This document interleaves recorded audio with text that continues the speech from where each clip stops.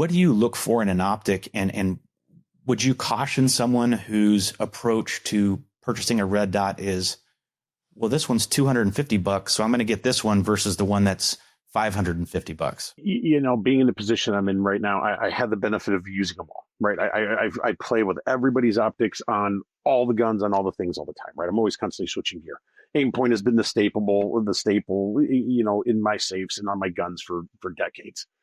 I tell guys this, right? Outside of a couple of things, like one, always get the best you can afford, right? That's always the thing. But I tell guys, if you want and you're looking for higher quality, right? Something that's going to be your buy once, cry once optic that's going to last you with an outstanding warranty over the years, it's going to be an Aimpoint, right? I mean, the most bomb-proof optic I own probably is right now an M4S. That's on some of my guns, right? The thing is indestructible. It's been through all kinds of garbage. I mean, it is a great optic.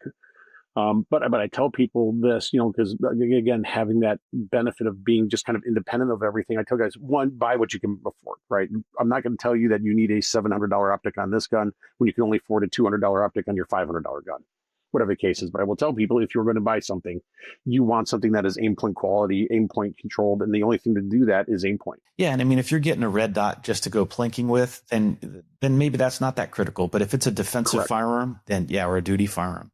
That's really key.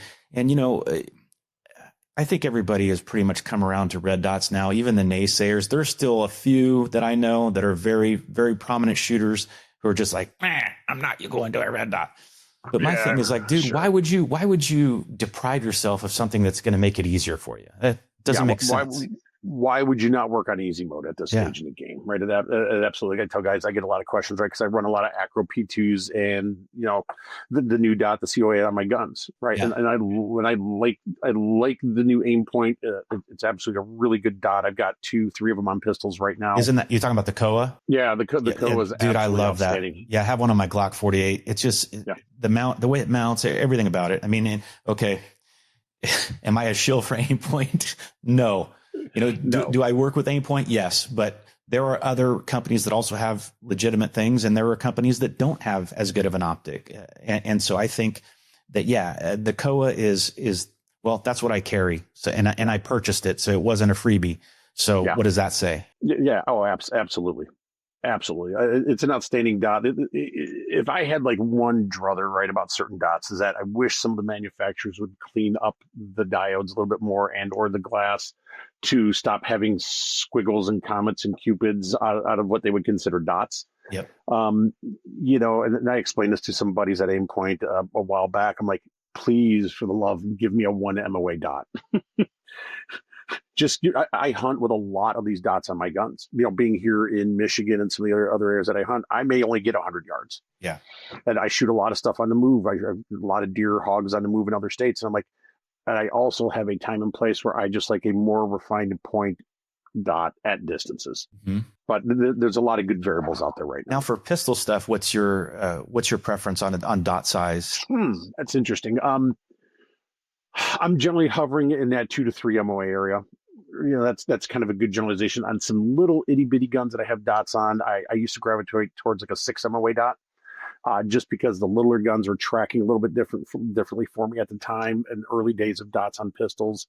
And I really liked the larger dot. It was just able to kind of like, I won't say pick up, but it returned better for me having a little bit larger dot. But again, right, it's all perception and size anyways with dot and dot intensity, because 3 MOA at 100 yards, and inside of that distance, I'm well under an inch, to a half an inch. It's just a perception of the intensity of the dot at those distances anyway. But yeah, generally about somewhere in that 2 to 3 MOA is where I kind of live. Yeah, that makes sense to me too. Kind of a general purpose size. Tell us about your RDS class. How long is it, and who's it for? Is it for someone brand new to red dots or someone who has a little experience, or? Both, right? There's a big mix in that course. I've been teaching a lot of RDS courses to agencies over the last decade, right? Since my first red dot was in 1999 on a Smith & Wesson 5906. I mean, it was a Tasco Optima 2000 dovetailed. So it's nothing new in this, but the red dot class, generally, there's different packages for that, right? Obviously, contract courses with law enforcement agencies, they go upwards of 5 days. Right, which is a long time, but that's what they want. And is that end user, or is that instructor level course? That's instructor development. Okay. That's instructor. And then they would typically put their officers probably through like What do you think's industry standard now? A 2-day transition? 2 days. Yeah. A lot of them are 2 days. I see a lot that are coming in as 1 day where they'll go in and they'll teach 8 to 9 bullet points in that day because that's all they have because they're trying to cycle, 10,000, 20,000 people through this program in the year. So a lot of it gets broken down into a 1-day format. I mean, anymore today's day and age, red dot classes realistically outside of certain SOPs and drills and exercises to be taught are going away to the most part, other than the instructor development stuff, because any class you go to anymore is a red dot pistol class. Yeah. It's just a handgun class with a different sighting system at this stage of the game. But going at department level, federal level stuff that I've been teaching in the past year or two, most recently has been, 3 to 4 days on the instructor level courses. That's like Eric Maudsley, who's a buddy of mine, really skilled instructor. He teaches at a gun site and he teaches a 5-day red dot pistol course. But what it is it's a 250 course. And yeah, that's the thing. There's different schools of thought on this. So sure, because, a lot of people, I forget who I was talking to the other day. I think it was Kelly McCann. He goes, if you're teaching a 2-day red dot course, what do you do for the second day and a half? I get what he's saying. But of course, in the 5-day course, what you get is you get more time on the gun, which brings me to another reps. point that I'd like to ask you, because you have so much knowledge about the red dot stuff, is what do you think the learning curve is like? Because I think some people, they may think, there may be something to this red dot stuff, but they don't want to unlearn what they've been learning forever with the iron sights. So what kind of learning curve can you expect from someone who's an experienced, say a moderately trained iron sight pistol shooter, and they're going to transition to a red dot for the first time? 2 hours. Wow. Yeah. That's impressive. You give 2 hours, 2 to 4 hours of like correct instruction on the dot, right? And what they need to do with the dot as far as that and how to pick up the dot in their presentation, why they may necessarily be having some issues picking up the dot and being presented with or getting the dot presented well. Like I do the demo in class and I do it all the time. I'm like, so who has an issue picking up the red dot? 1 or 2 people raise their hand. I said, all right, come on up here. I said, all I want you to do is A, B, and C, show them it, look at it. And within 5 to 10 draws, they're 90% on picking up the dot, 80 to 90%.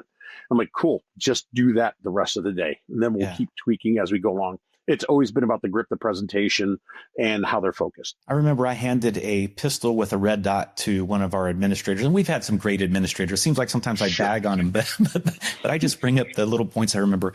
And I handed this pistol, I was all proud of it because I had a red dot on it, to this administrator, and he picks it up and he kind of points downrange and is doing one of these things, and it's like, I don't like it. It's like, dude, first of all, you didn't fire rounds. Second of all, you have no idea what you're doing. That you're not, this is not going to bring the dot into view, no matter where it's at. No. So yeah, it does take, you have to have an open mind. And if you do have an open mind, I think like you mentioned, it can be a pretty accelerated learning curve.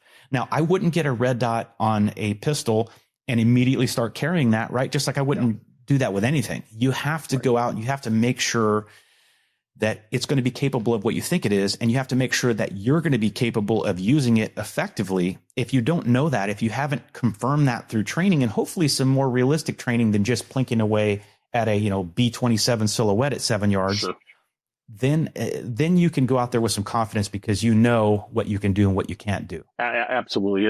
It's one of those tools, accessory things that we have gotten on guns that has really become so mainstream now. And it's funny because we talk about it and go, This is from the 80s, guys. They've just gotten smaller, right, and bigger. I mean, if you look back, right, one off my 22 Bullseye gun, right, an old Aimpoint 1000, right? Awesome. These are what we had, guys, right? Awesome. Still works to this day. I mean, still use it on stuff. I mean, this is not new. That just the technology is getting better and making it more accessible and smaller for us to put them on what we would consider a carry gun or defensive duty use gun anymore. Yeah. But it's funny you mentioned Kelly, aka Jim Grover back in the day. Yeah.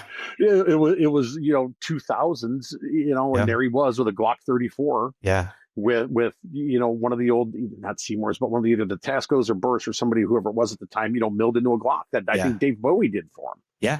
So this is how far back this goes, and everybody's like, "Man, dots are they're exciting." I'm like, same. We just had Kelly on, and he was talking to that because he's the first person that I knew commercially that was using like a modern red dot. Like there were other competitors who were using red dots that were much larger, almost like a scope for a handgun is what they look like. But Kelly, back in the day, I don't know when those videos came out when he was using that, but it was early on. And he said he was using it for years before that video even came out.